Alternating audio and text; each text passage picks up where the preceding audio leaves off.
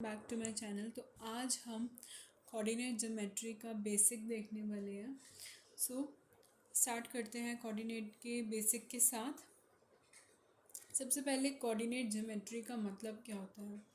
जब दो चीज़ें आपस में कोऑर्डिनेट करती हैं उसे हम बोलते हैं कोऑर्डिनेशन। मतलब कोऑर्डिनेट लाइक कोऑर्डिनेशन हो रहा है। दो चीज़ें, एक एक चीज़ कहती है मैं ये संभाल लूँगी, दूसरी चीज़ कहती है मैं ये संभाल लूँगी। यानी जब भी दो चीज़ें आपस में क्या कर लेती हैं, काम को डिवाइड कर लेती हैं, काम को बांट देती है, कोऑर्डिनेट करते हैं आपस में, दैट इज़ ठीक है।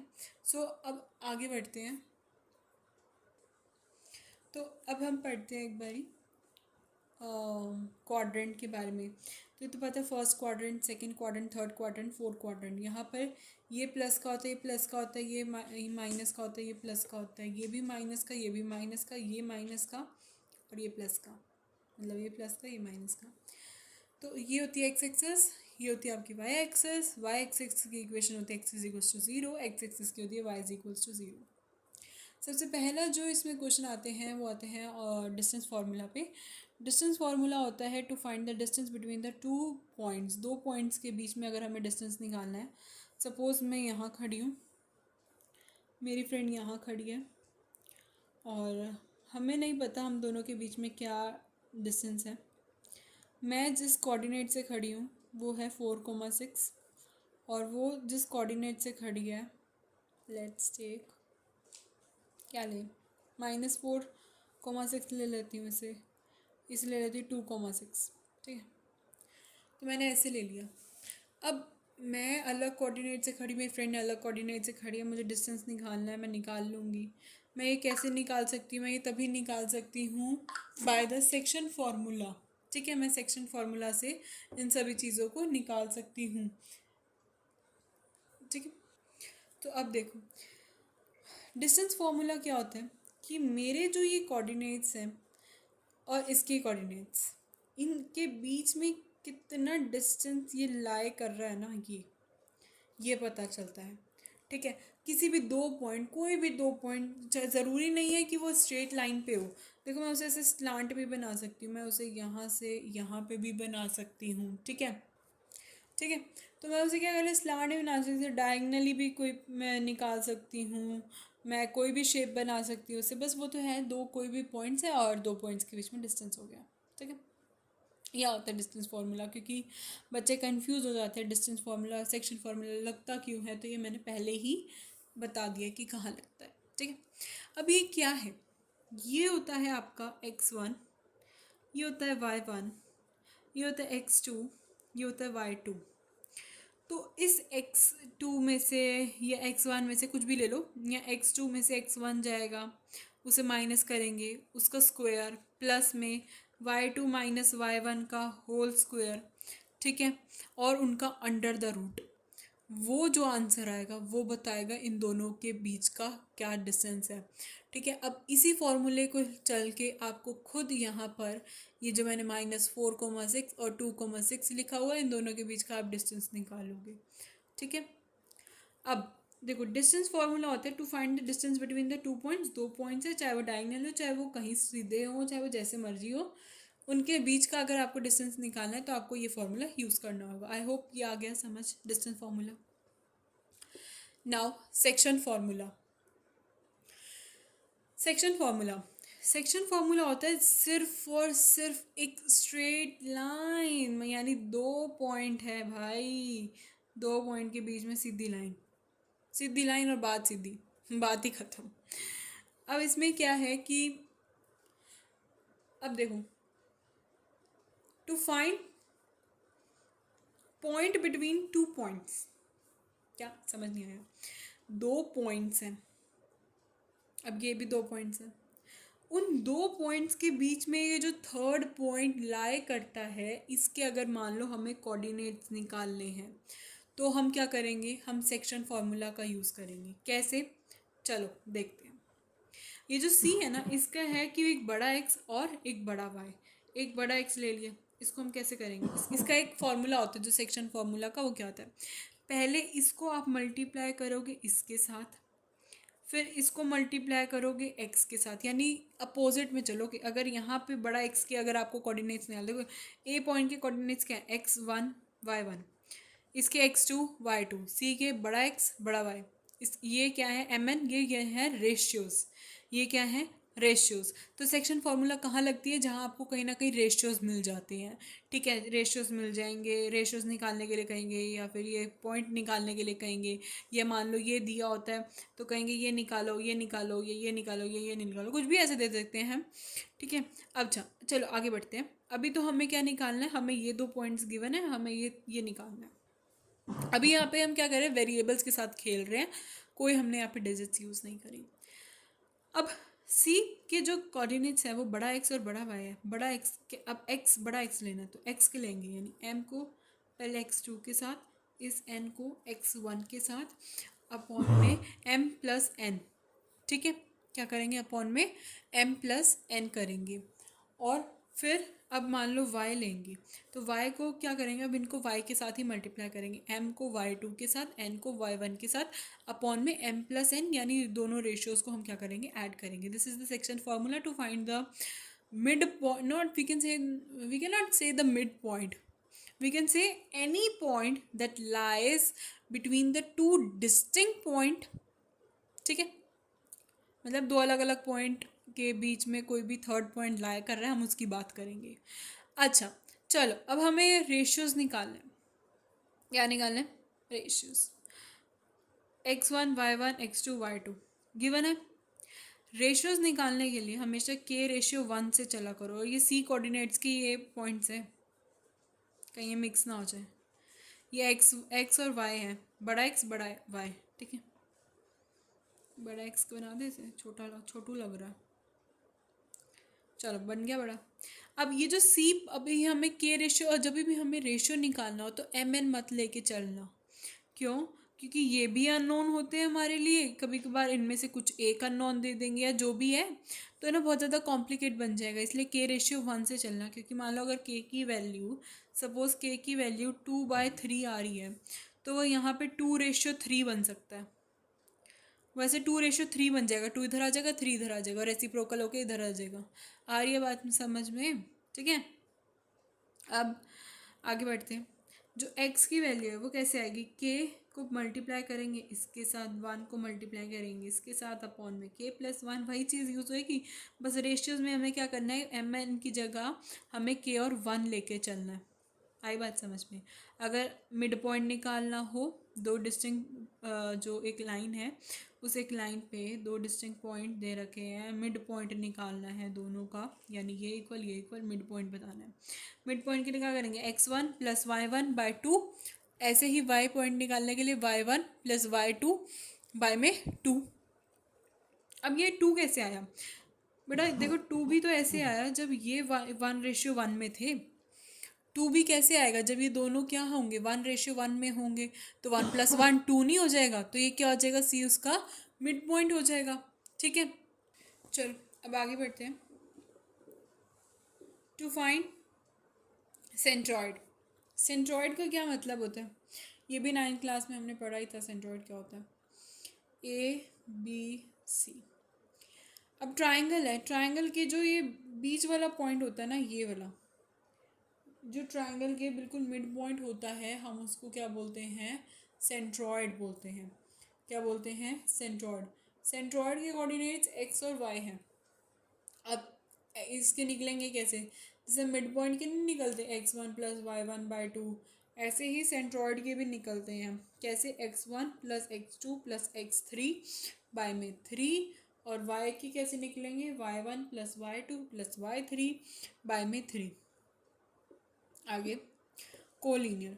कोलिनियर का क्या मतलब होता है, जब दो पॉइंट्स क्या हों, एक लाइन पे लाई कर रहे हों, तो हमें क्या बताना होता है कि वो क्या होते हैं, कोलिनियर। 2 हो, 3 हो, 4 हो, 5 हो, तो क्या हो, एक सेम स्ट्रेट लाइन पे लाई करे तो दैट इज़ द कोलिनियर। उसका क्या मतलब होता है, कोलिनियर। ठीक है, अब कोलिनियर कैसे होता है, जैसे अब इधर देखो ध्यान से, अब ऐसे क्वेश्चन को करने में मदद होती है। अब इधर देखो, AB + BC, ये ए बी, ये बी सी, ये पूरे किसके इक्वल है? पूरे इस ए सी के इक्वल है। पूरे किसके इक्वल है?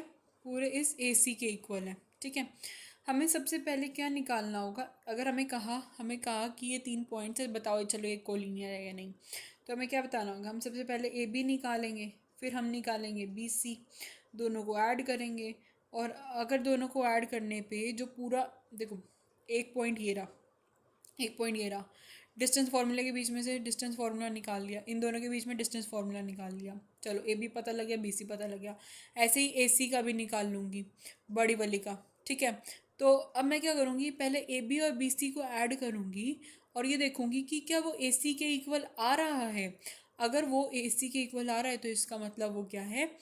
क्या है वो? पॉइंट्स कोलिनियर है। ठीक है, तो A B plus B C is equals to A C. Find क्या करेंगे? पहले ए बी, फिर बी सी और ए सी। फिर क्या करेंगे? फिर हम ऐड करेंगे ए बी और बी सी को, फिर हमें ए सी अगर एग्जैक्टली मिल जाता तो इट मीन्स वो क्या है? कोलिनियर है। अब ये क्या लिखा, ये भी पढ़ लेते हैं। Wait a second. अब देखो, for 3 points to be collinear, अगर कोई भी 3 पॉइंट्स कोलिनियर है, prove that the sum of the distance between the 2 points is equal to the distance between the third point. मतलब वही चीज़ लिखा हुआ है। अगर बताना है कि कोलिनियर है तो दो दो का डिस्टेंस बता दो, वो किसके इक्वल होगा?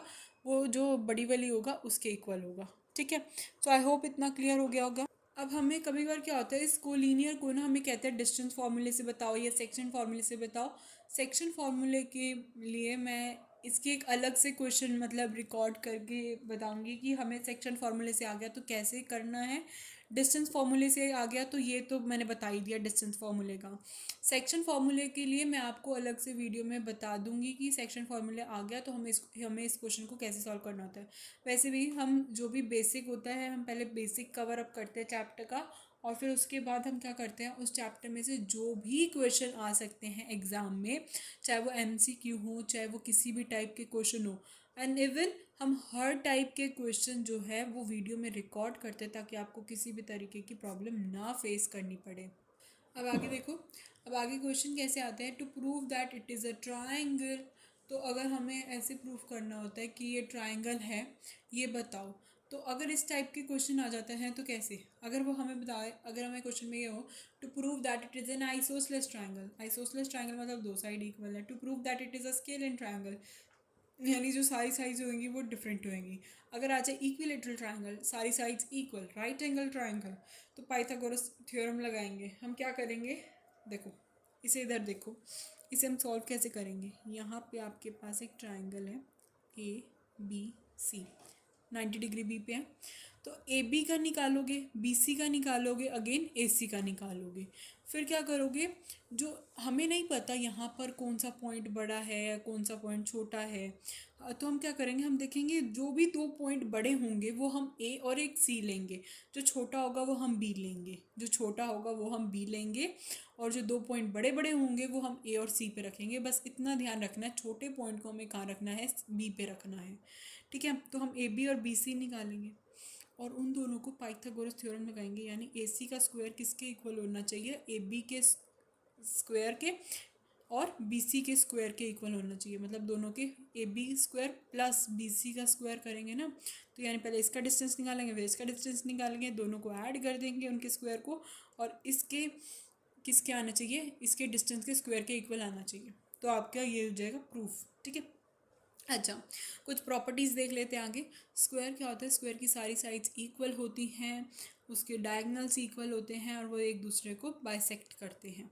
ठीक है, रेक्टेंगल्स क्या होते हैं? रेक्टेंगल्स के अपोजिट साइड इक्वल होती हैं, वो डायगनल्स भी क्या होते हैं? इक्वल होते हैं उनके, और वो एक दूसरे को बाइसेक्ट करते हैं। रोम्बस की सारी साइड्स इक्वल होती हैं, डायगनल्स जो होते हैं वो बाइसेक्ट करते हैं किस पे? 90 डिग्री पे।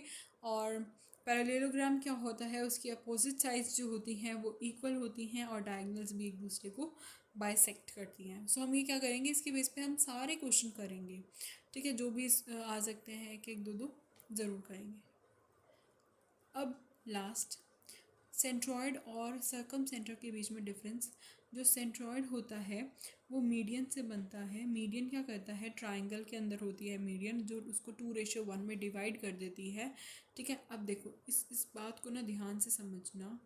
आपके पास एक ट्राइंगल है ABC। इस ट्राइंगल में आपके पास ये मीडियन है AD, जो कि क्या करेगा, BD और DC ये दोनों ही क्या हैं आपके, सेम है, बिल्कुल इक्वल है। ठीक है, इसको ये डिवाइड करेगा 1:1 में, D क्या हो जाएगा, उसका मिड पॉइंट हो जाएगा। ये क्वेश्चन को भी सॉल्व करने में मदद करता है ये मीडियन वाली बात। ठीक है, और अब इधर से देखो, A से भी एक मीडियन आ रहा है, B से भी कोई एक मीडियन आ रहा है, C से भी कोई एक मीडियन आ रहा है। तो ये क्या करेंगे, ये एक पॉइंट पे मीट करेंगे। इस पॉइंट को हम बोलेंगे सेंट्रॉयड। क्या बोलेंगे, सेंट्रॉयड। और ये सेंट्रॉयड कैसे बन रहा है, ये बनता है 3 मीडियन से। किन से बनता है, 3 मीडियन जब आपस में क्या कर देती हैं, इंटरसेक्ट करती हैं, तो उन्हें डिवाइड करता है 2:1 में। ठीक है, तो form by the median divide in ratio 2:1, और ये ट्रायंगल में बनता है, और ये लाइन को डिवाइड करता है 1:1 में। अब आगे बढ़ते हैं सर्कम सेंटर। अच्छा, एक बात और, इसी बेस पे क्वेश्चन आता है कि ये B दे रखा होता है, C दे रखा होता है, A भी दे रखा होता है, और कहते हैं AD की लेंथ निकालो। तो AD की लेंथ हम कैसे निकालेंगे, हम पहले B और C दे रखा होता है, मिड पॉइंट से हम पहले D की निकाल लेंगे, D की निकाल लेंगे तो AD को हम देखो, ABC 3 पॉइंट्स गिवन है, और कहेंगे एक मीडियन है AD, उसकी लेंथ बताओ। तो हम उसकी लेंथ कैसे बताएंगे, तो हमें B और C पॉइंट गिवन है, मीडियन की लेंथ पूछेंगे ना, तो मीडियन क्या करता है 1:1 में, यानी हम यहाँ पे सबसे पहले मिड पॉइंट थ्योरम लगा के पहले D पॉइंट निकाल लेंगे, और फिर डिस्टेंस फार्मूला निकाल के, डिस्टेंस फार्मूला की मदद से हम क्या कर सकते हैं, AD की लेंथ निकाल सकते हैं ईजिली। ठीक है, सो ये क्वेश्चन भी बता दिया मैंने एक। अब आगे बढ़ते हैं सर्कम सेंटर। सर्कम सेंटर क्या होता है, from centre to centre lines are equidistance. अब ये क्या होता है, सपोज एक आपके पास एक सर्कल है, इस सर्कल में हमने यहाँ एक बना दिया ट्राइंगल, इस ट्राइंगल का कोई मिड पॉइंट होता है, इस मिड पॉइंट से ये जो मैं लाइन्स अभी ड्रॉ कर रही हूँ, 3 लाइन्स, ये तीनों लाइंस क्या होती हैं, इक्वी डिस्टेंस होती हैं, और वी कैन से ये तीनों लाइंस बेसिकली क्या होती हैं, रेडियस होती हैं। ठीक है, तो ये सारी क्या होती है, इक्वी डिस्टेंस होती है। अब आपके पास अगेन ये दे रखा है, और ये O हो गया, तो आप यहाँ पे क्या कर सकते हो, आपको ABC दे रखा है, आपको O निकालना है, तो यहाँ पे आप वो तो यूज़ नहीं कर सकते, वो वाला x1 + x2 + x3, वो सेंट्रॉयड वाला जो हमारा फार्मूला था, x1 + x2 x3, वो वाला नहीं कर सकते। तो यहाँ पर क्या करेंगे, सर्कम सेंटर के केस में हम BO AO और OC को तीनों को इक्वल रखेंगे। ठीक है, तो तीनों को इक्वल रखेंगे, उनमें से 2 चीज़ों को इक्वल उठा लेंगे, और दोनों को क्या करेंगे, जो भी XY की वैल्यू है वो यहाँ से हमारी निकल जाएगी। कोई भी 2 को पकड़ लो, पहले तो तीनों को आपको इक्वल दिखाना है, और फिर उसके बाद क्या करना है, जैसे मैं यहाँ पे बताऊँगी OA OB OC क्या है मेरा इक्वल है, तो मैं यहाँ पे तीनों को तो साथ लेके नहीं चल सकती, मैं कोई भी 2 इक्वेशन, 2 मतलब चीज़ों को साथ में लेके, और इसे क्या करूँगी, यहाँ से XY की वैल्यू निकाल लूँगी, ये जो भी आएगी मैं इनमें पुट कर दूँगी। अगर मान लो मेरे पास कोई इक्वेशन बन रही होगी, तो मैं क्या करूँगी, नेक्स्ट केस में OB और OC को उठा लूँगी, या मैं OA और OC को उठा लूँगी। तो मैं अपनी मर्ज़ी से किसी भी 2 चीज़ों को फिर से इक्वल कर लूँगी, और दोनों को क्या करूँगी, मेरे पास 2 इक्वेशन हो जाएंगी, 2 अननोन हो जाएंगे, यानी एक x और एक y। मान लो इससे ये बन गई, इससे मेरी जो भी बन रही है वो ये बन रही है, 2x जो भी है ये बन रही है, और इनसे इन किसी भी एक को मैं इक्वल करके, और उससे मेरी क्या बन रही है, ये बन रही है।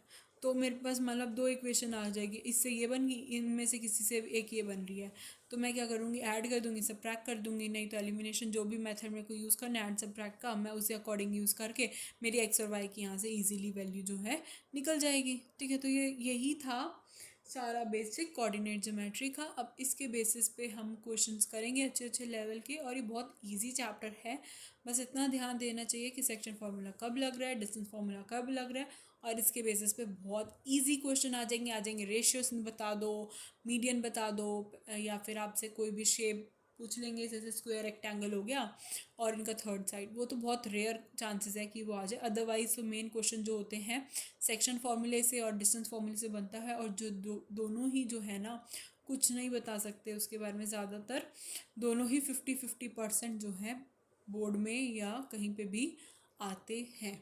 ठीक है, so this was your all chapter. So अब हम इसके क्वेश्चंस करेंगे। ठीक है, so till then take care and bye bye. Please like and subscribe to my channel too. Bye.